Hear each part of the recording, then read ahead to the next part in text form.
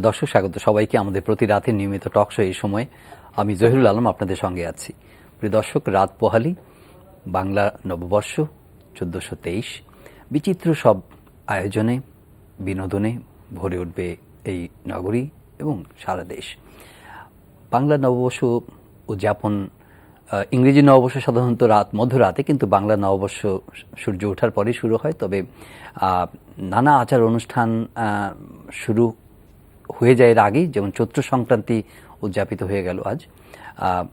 নববর্ষে বা পয়লা বৈশাখ মানেই চারুকলা শোভাযাত্রা, মঙ্গল শোভাযাত্রা, এটি সকালে বেরোবে।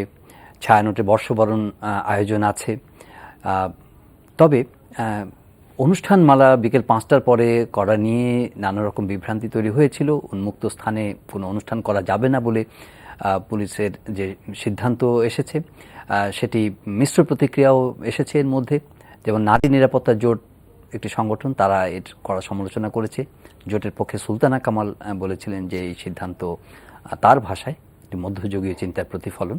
তবে মহানগর পুলিশ কমিশনার বলেছেন যে কোনো নিয়ন্ত্রণ আরোপ করার জন্য নয়, সিদ্ধান্তটি নেওয়া হয়েছে সুশৃঙ্খল পরিবেশে নববর্ষ উদযাপন করার স্বার্থেই, এবং এটি নিরাপত্তার কথা মাথায় রেখে করা হয়েছে। র্যাবের মহাপরিচালক কথা বলেছেন এর আগে বর্ষবরণকে ঘিরে তাদের নিরাপত্তা চিন্তার কথা। সব মিলিয়ে নববর্ষ উদযাপন বা বর্ষবরণ কেমন আয়োজন, কিভাবে হতে চলেছে, সেই বিষয় নিয়ে আজকে আলাপ করব। আমাদের বাঙালি ঐতিহ্যের সঙ্গে, আমাদের হৃদয়ের আবেগের সঙ্গে, অনুভূতির সঙ্গে এই বর্ষবরণ উৎসব কতটা মিলেমিশে একাকার হয়ে যায় সে বিষয় নিয়ে কথা বলবার জন্য আজকে স্টুডিওতে দুজন অতিথিকে আমন্ত্রণ জানিয়েছি। শুরুতে পরিচিত হব। তাদের সঙ্গে রয়েছেন কবি আসাদ চৌধুরী, স্বাগত আপনাকে। রয়েছেন জনাব সোহরাব হাসান, যুগ্ম সম্পাদক দৈনিক প্রথম আলো, স্বাগত আপনাকে। আসাদ চৌধুরী, আমাদের বাঙালির অস্তিত্বের সঙ্গে এই বর্ষবরণের আনন্দ, উৎসব, এগুলো একটা মিলেমিশে রয়েছে। তো নতুন বছরের আবাহন মানেই একটা নতুন আনন্দ, নতুন চিন্তা, নতুন প্রেরণা, নতুন স্বপ্ন, আকাঙ্ক্ষা, সবকিছু মিলিয়ে শুরু করেন আপনি। যে বাংলা বর্ষবরণকে ঘিরে আপনার মনে কি আন্দোলন হচ্ছে? অনেক ধন্যবাদ। প্রথমে একটু আগাম দর্শকদেরকে শুভেচ্ছা জানাই নববর্ষের। দেশে এবং দেশের বাইরে যে যেখানে আছেন সবাইকে নববর্ষের শুভেচ্ছা। শুধু এই দিনটি না, এই বছরটি না, আপনার পরের জীবন যেন আনন্দে কাটুক এই কামনা করে। কথাটা একদিক থেকে সত্য যে 1940-এ প্রথম ডক্টর মোহাম্মদ শহীদুল্লাহ বলেন, মনে রাখতে হবে 1940-এ লাহোর প্রস্তাব হয়েছিল। ওই একই বছরে বাঙালির একটি জাতীয় উৎসব থাকা উচিত বা দরকার, এই নামে সার্বজনীন, হ্যাঁ, ডক্টর মোহাম্মদ শহীদুল্লাহ একটা প্রবন্ধ বেরোয় এবং সেখানে তিনি পরিষ্কার করে বললেন যে বাঙালির একটা উৎসব থাকা দরকার, একান্ত নিজস্ব উৎসব। একই বিষয়ে আমরা দেখব 1954 সনে ডক্টর কাজী মোতার হোসেন দাবি করছেন যে এই পয়লা বৈশাখকে ছুটি দিতে হবে। আচ্ছা। এবং শেরে বাংলা ফজলুল হক তখন প্রধানমন্ত্রী, শেরে বাংলা ফজলুল হক ছুটি দিলেন না, শুধু একটি ভাষণ দিলেন। সেখানে তিনি পূর্ব পাকিস্তানবাসীদেরকে বজ্রমেঘ সরে গিয়ে অরুণ আলো দেখা দেবে এরকম একটি সম্ভাবনার কথা 1954 সনেই বললেন। কাজেই তখন পর্যন্ত বাঙালি সবাই না, চৈত্র সংক্রান্তিতে হিন্দু মেয়েরা একটা ব্রত করে, সেটা গোটা পৃথিবীর জন্য কি, আমি নামটা মনে নাই, আলপনা এঁকে অনেক ব্রত ট্রত করে তারা একটা ব্রত পালন করেন। সে হচ্ছে জগতের কল্যাণের জন্যে। আর মুসলমানদের মধ্যে কৃষক আমানি খায়, বড় জোর বিচোদ করে, এগুলো আছে। তবে শিক্ষিত বাঙালি ইংরেজদের দেখা দেখি, আপনি বললেন ইংরেজি নববর্ষ, এটি হরপ্রসাদ শাস্ত্রী তার রামতনু লাহিড়ী তৎকালীন বঙ্গ সমাজে লিখেছেন, রাজনারায়ণ বসু তার আত্মস্মৃতিতে লিখেছেন যে তারা নিজেদের আত্মপরিচয় জানানোর জন্যই পয়লা বৈশাখটা পালন করে। এটা 19th সেঞ্চুরির ঘটনা, তার আগে না। এটা গেল শিক্ষিত, এবং সেখানে কিন্তু মুসলমানের অংশগ্রহণ নাই। এটি অনেক পরে 1947 সনে পাকিস্তান হয়েছে। 1947 সনের ডিসেম্বর থেকেই রাষ্ট্রভাষা বাংলা নিয়ে কথাবার্তা হচ্ছে, এবং 48 সনে 11ই মার্চ নিশ্চয়ই মনে আছে, হরতাল হয়েছে। এবং এটি ডেকেছে তখন তমুদ্দুন মজলিস এবং অধ্যাপক কাসেম সাহেব, এবং সেখানেই পুরা সংঘাতগুলি হলো 49 সনের দিকেই বাঙালি মোটামুটি তৈরি হচ্ছে, এবং আমরা দেখব যে 51 সনে দুটি জায়গায় হচ্ছে। একটা হচ্ছে ফজলুল হক হলে, ইউনিভার্সিটি হল দিল না বলে, আর একটা হচ্ছে মাহবুব ইনস্টিটিউটে। এটা রাখা উচিত ছিল, এটা ঐতিহাসিক জায়গা ছিল, এটা ভেঙে ফেলা হয়েছে হাইওয়ে করার জন্য, ফ্লাইওভারটা করার জন্য, ঠিক ওইখানেই ছিল। তো এইখানে কারা কারা বক্তৃতা দিয়েছে, আমি তো নেই, সময় নেই, এইখানে 3 জন বক্তৃতা দিয়েছিলেন: মুনীর চৌধুরী, জ্যোতির্ময় গুহ ঠাকুরদা, মোফাজ্জল হায়দার চৌধুরী। 3 জনই আমার শিক্ষক। জ্যোতির্ময় সাহেব আমার সরাসরি শিক্ষক না, কিন্তু অনেক কিছু শিখেছি তার কাছ থেকে। তিনি 1971 সনের 26শে মার্চ পাকিস্তানি সেনাবাহিনীর হাতে নির্মমভাবে নিহত হলেন। স্বাধীনতা যখন একেবারে টোকা দিচ্ছে আমাদের ঘরে, 1971-এর 14 ডিসেম্বর মোফাজ্জল হায়দার চৌধুরী এবং মুনীর চৌধুরীকে কোথায় নিয়ে যায় আমরা কেউ ট্রেস পাইনি। তাহলে কি হলো যে প্রথম প্রতিবাদী সভায় যে 3 জন বক্তৃতা দিলেন, 3 জনেরই স্বাভাবিক মৃত্যু হলো না। আর একটা কথা বলি, ওই 1951 সনে ফজলুল হক হলে যে অনুষ্ঠানটা হলো, ঢাকা বিশ্ববিদ্যালয়ের কর্তৃপক্ষ, তখন তো একমাত্র কার্জন হলে অনুষ্ঠান হতো, কার্জন হলে করতে দেয়নি। ফজলুল হক হলের সেই ইয়েতে আমরা যেখানে ক্রিকেট খেলতাম, আমার মনে আছে আমরা 53-54 সনে ওখানে ক্রিকেট খেলতাম, বাধা দিত না। আমরা আর্মারকুল স্কুল থেকে চলে আসতাম, খেলতাম এখানে। তো সেখানে মেয়েরা প্রেরা কাটিয়ে হলো, এবং তখন আপত্তিটা কোথায়, যিনি করছেন তার নামে হুলিয়া, যেহেতু তিনি পয়লা বৈশাখ করতে যাচ্ছেন, বাউদ্দিন চৌধুরী, তার বড় ভাই, আমার কাজিন, চাচাতো ভাই। এবং ইন্টারেস্টিং ব্যাপার আরও আছে, সেটা হচ্ছে রেডিও পাকিস্তানের তখন ঢাকা কেন্দ্র আছে, ঢাকা কেন্দ্রের শিল্পীদেরকে বলা হলো কোনো শিল্পী যদি এই অনুষ্ঠানে যায় সে ব্ল্যাকলিস্টেড হবে। এবং ব্ল্যাকলিস্টেড হলেন কে? বাউদ্দিন চৌধুরী নিজে, এবং তার ওই সময় তার স্ত্রী ছিলেন না, আমিনা হোসেন, পরে মিনা চৌধুরী নামে বেশি পরিচিত। এই দুজনই ব্ল্যাকলিস্টেড হলেন, দুজনই এ গ্রেড আর্টিস্ট ছিলেন। এবং তারা রিহার্সাল কোথায় দিয়েছেন? রফিক স্যারের বাসায়। রফিকুল ইসলাম, যিনি বাংলা ডিপার্টমেন্টের ভাষা আন্দোলনের ছবিগুলো তার করা, বাংলা একাডেমির মহাপরিচালক ছিলেন তিনি একজন। তো এরা, এবং তখন কি হচ্ছে, বাধার মধ্যে হয়েছে। আজকে কোথায় সরকার উল্টো প্রোটেকশন দিচ্ছেন যাতে আইন শৃঙ্খলা রক্ষা হয়। আজকে সরকার, আমি যদি ভুল না করে থাকি, 20% ভাতা দিচ্ছেন, উৎসব ভাতা দিচ্ছেন। ব্যাংকগুলো দিয়ে ফেলেছে অলরেডি। একটা টেলিভিশন প্রাইভেট চ্যানেল, ইভেন ড্রাইভাররা পেয়েছে, আমি জানলাম, ড্রাইভার সাহেব আমাকে বললেন যে তারা পেয়েছেন। আজকে এটা উল্টোটা হচ্ছে। কিন্তু সঙ্গে সঙ্গে এটাও আমি বলবো, এই যে পান্তা, এই যে আমাদের সাজুগুজু, এই একদিনের জন্য কি সীমাবদ্ধ থাকবে? আমরা কি উৎসবই শুধু করব? আমরা কি দায়িত্বটা নেব না? 1951 সনে যারা করেছেন, 71 সনে মারা গেলেন, 51 তার চলে গেল, 52 সনের 21শে ফেব্রুয়ারি আমাদেরকে সেই প্রতিশ্রুত জায়গায় এনে দিলেন বা রাষ্ট্রভাষা আন্দোলন। এবং সেখানে দাঁড়িয়ে আমরা নিজের প্রথম আমরা আমাদের অস্তিত্বকে আবিষ্কার করতে পারি, সিঁড়িটাকে আবিষ্কার করতে পারি। মুনীর চৌধুরী তার কবর নাটকটি লিখলেন, কোথায় লিখলেন? ঢাকা সেন্ট্রাল জেলে লিখলেন। এবং সেখানে কি, আজকে নাটকে তো ওটা লাগে, এটা লাগে, সেটা লাগে, সেখানে কি, একটা হারিকেন, একটা চাদর আর একটা লাঠি, এই তো প্রপ, আর তো কোনো নেই।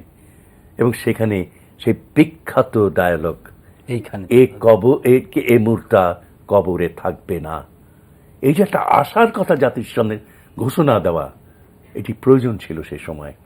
এবং এই আশাটাই আমরা দেখব 54 নির্বাচনের সময়, আমরা দেখি 21 দফা, এবং তার মধ্যে একটি বাংলা একাডেমি প্রতিষ্ঠা, মানে বাংলা ভাষার বিকাশ, আর একটা আমরা পরবর্তীতে বলেই ফেলেছি যে শেরে বাংলা আমাদেরকে ছুটির ঘোষণা করলেন। আজকে কিন্তু আমাদের এই প্রসঙ্গে আমাদের অনেক পরের প্রজন্মের কবি, অবশ্য বিখ্যাত সাংবাদিক সোহরাব আছেন, আপনি নিজেও যথেষ্ট একটা পটভূমি তো আমরা জানলাম, এবং নতুন করে আবার অনেক কিছু জানলাম।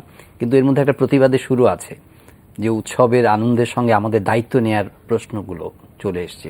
আপনি কিভাবে দেখছেন? ধন্যবাদ আসাদ ভাই, যে পটভূমি ব্যাখ্যা করলেন চমৎকারভাবে, এবং পুরোটাই দর্শকদের সামনে ছবিটা একটা, ভেসে হ্যাঁ। উঠবে, ছবিটা ভেসে উঠবে। চমৎকার একটা তাই এর অর্থ হচ্ছে আমাদের পহেলা বৈশাখ শুধু সংস্কৃতির ব্যাপার নয়, আমাদের পহেলা বৈশাখ শুধু আনন্দের ব্যাপার না, শুধু উৎসবের ব্যাপার নয়, এর রাজনৈতিক একটি তাৎপর্য আছে। এর পিছনে আমাদের জীবনযাপন, আমাদের সংগ্রাম, আমাদের লড়াই, আমাদের প্রত্যাশা, প্রত্যয় সব কিছুই কিন্তু প্রতিধ্বনিত। সুতরাং আমরা যদি পহেলা বৈশাখকে একদিনের উৎসব হিসেবে অথবা বর্ষায় রমনার বটমূলে শুধু আসর হিসেবে অথবা মঙ্গল শোভাযাত্রা হিসেবে দেখি, আমরা ভুল করব। আত্মপরিচয়ের একটা আমাদের আত্মপরিচয়, আত্ম অনুসন্ধান একই সঙ্গে জরুরি। আমরা যদি সেটি বিস্তৃত হই তাহলে কিন্তু আমরা শুধু স্মৃতিচারণায় থাকবো, আমরা আনুষ্ঠানিকতায় সীমাবদ্ধ থাকবো। আমাদের এখন যেটি প্রয়োজন আত্ম অনুসন্ধান। এবং কেন এই পহেলা বৈশাখ, কেন পাকিস্তানি শাসক গোষ্ঠী বারবার আঘাত এনেছে, নববর্ষ পালনে বাধা দিয়েছে, কেন তারা নিষেধাজ্ঞা জারি করেছে, কেন বাংলা ভাষার উপর আক্রমণ করেছে, কেন বাংলা সংস্কৃতির উপর আক্রমণ করেছে, কেন রবীন্দ্রনাথের উপর আক্রমণ করেছে, কেন রবীন্দ্রসঙ্গীত নিষিদ্ধ করেছিল, সেটি অনুধাবন করতে হবে। এখনও কিন্তু যেই তাদের অপছায়া কিন্তু এখনও আছে। আজকে আওয়ামী ওলামা লীগের নামে কিন্তু অন্য যারা চিহ্নিত মৌলবাদী, চিহ্নিত সম্প্রদায় প্রতিক্রিয়াশীল, তারা তো প্রকাশ্যেই এর বিরোধিতা করছে। তারা এর বিরুদ্ধে নববর্ষ উদযাপন এটি হিন্দুয়ানি সংস্কৃতি, পাকিস্তানি কায়দায় সেটা বলছে। কিন্তু ওলামা লীগের নামে একটি গোষ্ঠী একই ধরনের প্রচারণা চালাচ্ছে যে এটি বেদাত কাজ, এটি অন্যায়, এটা বেআইনি, এটা অনিসলামিক। যদিও আওয়ামী লীগের দায়িত্বশীল নেতারা বলেছেন যে তাদের সাথে আওয়ামী লীগের কোনো সম্পর্ক নাই এই গোষ্ঠীর সাথে, কিন্তু তাদের নাম ব্যবহার কিভাবে করছে, তাদের বিরুদ্ধে কেন আইনি ব্যবস্থা নেওয়া হচ্ছে না?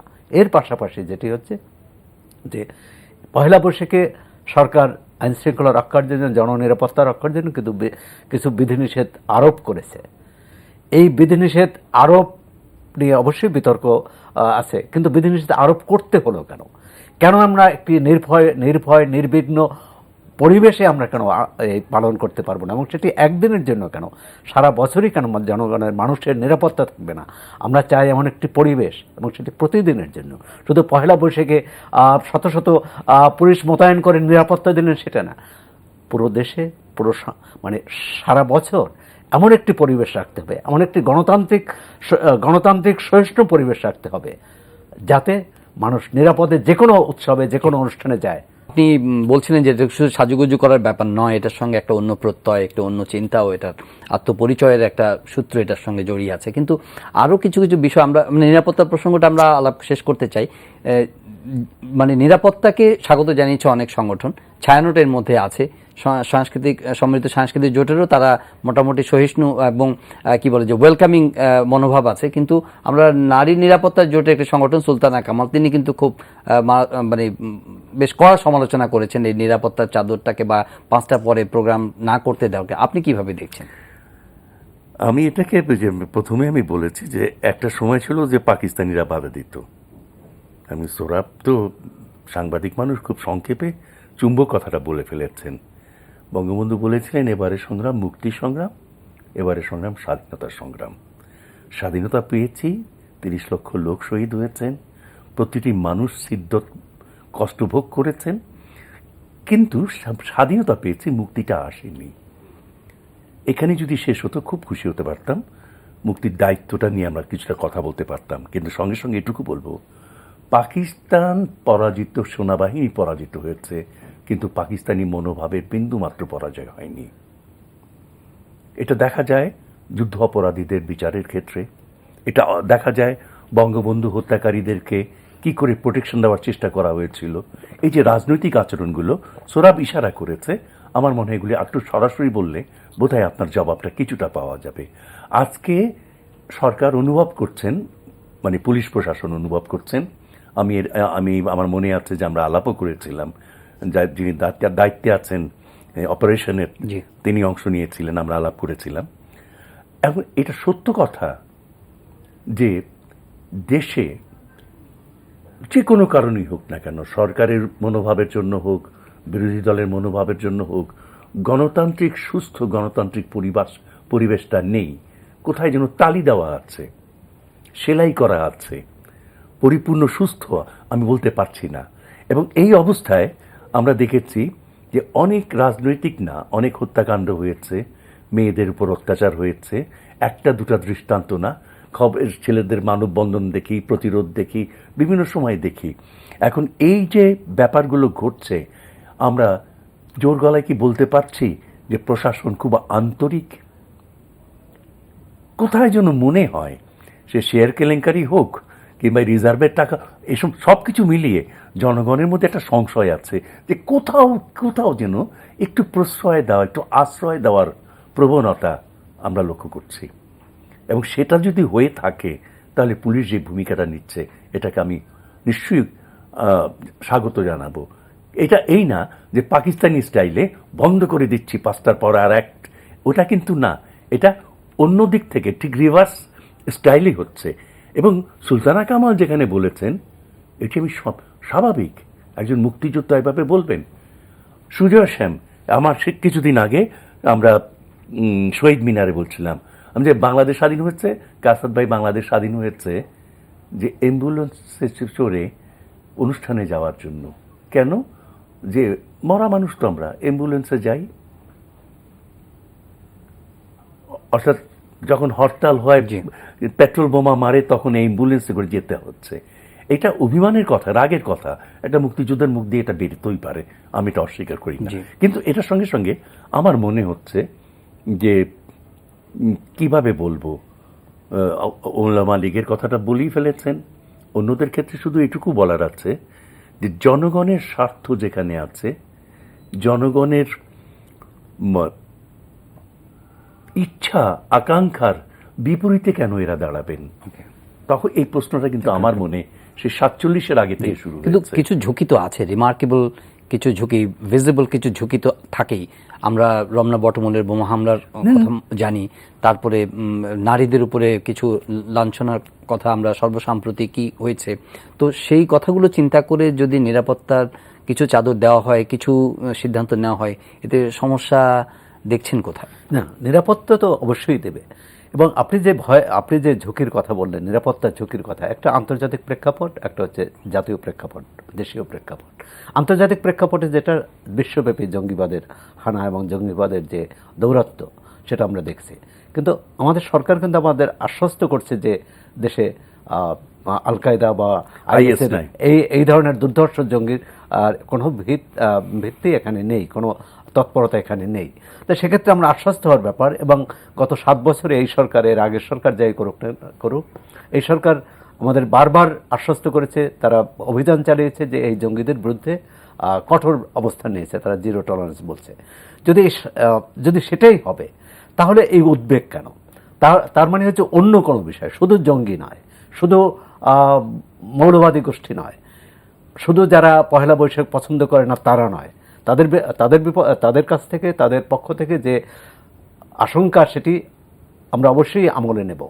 কিন্তু সামাজিক যে পরিস্থিতি, আসাদ ভাই যেটা কথাটা বললেন যে গণতান্ত্রিক সহিষ্ণুতার অভাব এবং একটা ভয়ের পরিবেশ, মানুষের মধ্যে একটা শঙ্কা, ভয়, একটা উদ্বেগ, এই উদ্বেগটা কাটানো, কিন্তু এই উদ্বেগটা দূর করার দায়িত্ব কিন্তু সরকারের। এবং বিধিনিষেধের মধ্য দিয়ে সেটা আরো বেড়ে যেতে পারে। এবং না, সেটা বলছে যে একটা হচ্ছে যে দায়িত্ব সরকার, এবং সেক্ষেত্রে দুটো আছে, একটা হচ্ছে আইন শৃঙ্খলা রক্ষাকারী বাহিনীর, আরেকটা হচ্ছে সমগ্র পরিবেশ। সেটা তার সাথে রাজনীতি জড়িত, তার সাথে সামাজিক অবস্থা জড়িত, তার সাথে সংস্কৃতি জড়িত। এখন আমরা পয়লা বসে যেভাবে শোভাযাত্রা হচ্ছে, যেভাবে আনন্দ উৎসব হচ্ছে, যেভাবে আমরা পাড়ায় পাড়ায় দেখি এখন উৎসব, আগে তো রমনা বটমূলে একটি অনুষ্ঠান করার জন্য সরকারের অনুমতি নানা রকম করতে হতো, এখন তো এটা সারা বাংলাদেশে ছড়িয়ে গেছে।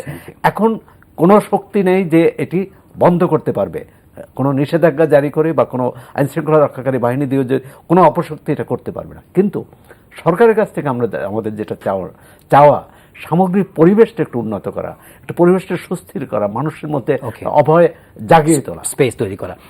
সময় একদমই কম, সেই জন্য তাড়াহুড়ো করছি। মানে আমরা এই কিছুদিন এইবারই একটু আলোচনা হচ্ছে যে বৈশাখের সঙ্গে পান্তা, ইলিশ, এই এই- এই- এই বিষয়টি সম্পর্কে আপনার ব্যক্তিগত কি আমার অভিমত? খুব ছোট্ট করে বলি, জি, ছোট করে। বৈশাখের সঙ্গে সত্যি সত্যি ইলিশের সম্পর্ক নাই, কিন্তু বাঙালির সঙ্গে ইলিশের হাজার হাজার বছর না, আমি তো দেখে মানে কালীঘাটের পটের মধ্যে পর্যন্ত ইলিশ আছে। এবং কি বলবো আমি, সাধারণত নিয়মটা হচ্ছে, যদি বাঙালি সংস্কৃতির কথা বলেন, জামদানি, মসলিন, পাট, ইলিশ মাছ, এগুলো তো আমাদের একেবারে মার্কা মারা ছাপ দেওয়া ব্র্যান্ড, আমাদের বাংলাদেশি ব্র্যান্ড একেবারে। কিন্তু নিয়মটা হচ্ছে, গ্রামে আপনার দুর্গাপূজার পরে ইলিশ খাওয়া যাবে না। কেন? সেই সময় প্রজনন হয়, আশ্বিনে প্রজনন হয়। আচ্ছা, বৈশাখে খাওয়া যাবে না কেন? এই সময় ডিম দেবে, এবং মিঠা পানিতে এসে এই যে ডিমটা যখন হবে, তখনই খুব দ্রুত মাছের আসবে। এখন আপনিও জানেন, আমিও জানি, 1300 নদী কিন্তু নাই বাংলাদেশে। বড়জোর 250 নদী ধিক ধিক করছে। তার মধ্যে খবরের কাগজ তো পড়তে হয়। তো কিছুদিন আগে বিবিসি সমানে করে যাচ্ছে নদীর উপর প্রোগ্রাম। কি হয়েছে যে ব্রহ্মপুত্র কতগুলি খালের সমাবেশ, পদ্মা কিছু কিছু খালের সমাবেশ, যেটুকু বা আছে সেটুকু যদি এখন এই পয়লা বৈশাখে খেয়ে ফেলে, তাহলে আপনার নাতি নাতিরা খাবে কি? আমি এটা নিয়ে ভয় পাই। আজকে আপনার টাকা আছে, আপনি 800 টাকার একটা ইলিশ মাছ 10,000 টাকা দিয়ে খাওয়ালেন আপনি, কিন্তু তারপরে কি হবে? এই তারপরটা খুব ইম্পর্টেন্ট, এটাই খুব জরুরি। আজকে যদি আমরা এটা না খাই, একটা টুকরা ইলিশ খাওয়ার অর্থ হচ্ছে আমি অন্তত 200 থেকে 250 ইলিশ খেয়ে ফেললাম। জি, এই বোর্ডটা যদি সামাজিকভাবে না আসে, জি। গভর্নমেন্ট 1 মার্চ থেকে এপ্রিল পর্যন্ত বন্ধ করে দিয়েছে, এটা সরকার করেছে, করা উচিত করেছে, মৎস্য বিভাগ এটা দায়িত্ব পালন জি। করছে, কিন্তু এটা যদি সামাজিকভাবে আমরা প্রতিহত না করি, জি। তাহলে কিন্তু আর এই চলে না। আন্দোলনটা আরো আগে থেকে শুরু করতে হবে, কারণ কাল সকাল থেকে কাল যারা ইলিশ খাবে তারা তো ইলিশের ব্যবস্থা মোটামুটি করে ফেলেছে। তো আমরা মনে হয় এই মানে আন্দোলনটা আরো জোরদার করা দরকার, এই সামাজিক সচেতনতা, জি, জি। অ্যাওয়ারনেসটা হ্যাঁ, বাড়াতে হবে। অবশ্যই, অবশ্যই। আপনি যত সুন্দর করে ব্যাখ্যা করলেন, আমার মনে হয় যে প্রতিটা মিডিয়া কিংবা আমাদের সামাজিক সংগঠনগুলোর এই ব্যাপারে উদ্যোগী হতে হবে। আপনার লাস্ট কমেন্ট শুনে বিদায় না, নিব। একটু আসাদ ভাইয়ের সাথে আমি একটু দ্বিমত করব যে ইলিশ আমরা বাঁচিয়ে রাখবো, আবার আমরা যতটা ভয় পাই ততটা ভয়ের বিষয় নেই। কারণ এখন 16 কোটি মানুষ, তার মধ্যে এই অন্তত মাছে ভাতে রাখতে পেরেছে। হ্যাঁ, মানে এখানকার কৃষক জেলে তারাই কিন্তু এটা উৎপাদন করেছে, অর্থাৎ আগের চেয়ে অনেক ইলিশও অনেক উৎপাদন বেড়েছে। সুতরাং এই পয়লা বৈশাখে যদি কিছু মানুষ বা ইলিশ খায়, তাহলে ইলিশ শেষ হয়ে যাবে না। সুতরাং যার মানে সংস্কৃতি কি, মানে আমি অপরের ক্ষতি না করে আমার যদি কিন্তু ক্ষতি তো আমার হচ্ছে। যদি না, এই আমার যে- রিয়ালিটিকে না, আপনি আমার অস্বীকার যে- করবেন আমার যে কিভাবে? চাহিদা বা আমার যেটা ইচ্ছা, আমার যেটা রুচি, সেটা যদি আমি রসনা তৃপ্ত করতে পারি বা পয়লা ইলিশের বাঙালির সাথে তো ইলিশের সম্পর্ক আছে, বাঙালিয়ানার সাথে সম্পর্ক আছে। এখন পয়লা বৈশাখে সবাই আমরা এটা বর্জন করব? নিশ্চয়ই বর্জন করব না। আর রোজার দিনে তো পেঁয়াজের দাম অনেক বেড়ে যায়, ডালের দাম বেড়ে যায়, আমরা কি সেটা বন্ধ করছি? আমার মনে হয় এটার সাথে একটা মিলমিশ হওয়া উচিত, যে আমরা সবকিছু শেষ করব না, আবার যার খেতে ইচ্ছা হয় খাবে। কিন্তু প্রজননের সময়টা চিন্তা important, প্রজননের প্রজননের সময় সময়টা এটা আমার মনে হয় যে করা না, যাবে। সোহরাব ভাই, এখানে সামান্য একটুখানি আচ্ছা, সামান্য আচ্ছা, একটুখানি বলুন। কথা আছে, সেটা হচ্ছে আমরা তো জানি যে যারা বিক্রি করছে এরা 3 মাস আগে কিনে বসে আছে, হ্যাঁ। ফ্রিজে রেখেছে, এখন বিক্রি করছে। আমরা তো এই সুপার শপগুলো এরকম প্যাকেজ দিতে পারে না, জি। আর সুপার শপগুলো তো প্যাকেজ দিচ্ছে আগের দামই। এবং এইটি একটু বেশি মুনাফা করবে হয়তো যারা মজুত করে রেখেছিলেন তারা। যদি আমরা এখানে একটু সচেতন হই সামাজিকভাবে, হ্যাঁ, আসলে বাঙালি পান্তা খায়, আর এবার যারা খাবে তো একদিনই তো ফ্যাশন করে খাবে, প্রত্যেকদিন তো আর খাবে না পান্তা। ওই জন্য ছাড় যদি দিতে হয় কতখানি দেবেন, এটা আমি আমার বক্তব্য হচ্ছে, এটা ছাড় দেব, কিন্তু কতখানি দেব। ধন্যবাদ কবি আসাদ চৌধুরী, ধন্যবাদ সৌরভ হাসান। আপনাকে অনেক ধন্যবাদ। প্রিয় দর্শক, বাংলা নববর্ষের শুভেচ্ছা, ভালো কাটুক নতুন বছর আপনাদের সবার জন্য, সেই কামনা রেখে আজকের অনুষ্ঠান এখানে শেষ করছি। আর এই অনুষ্ঠানটি আপনারা অনলাইনেও দেখতে পারেন, ভিজিট করুন www.ntv.com। ভালো থাকবেন, দেখা হবে পরের অনুষ্ঠানে।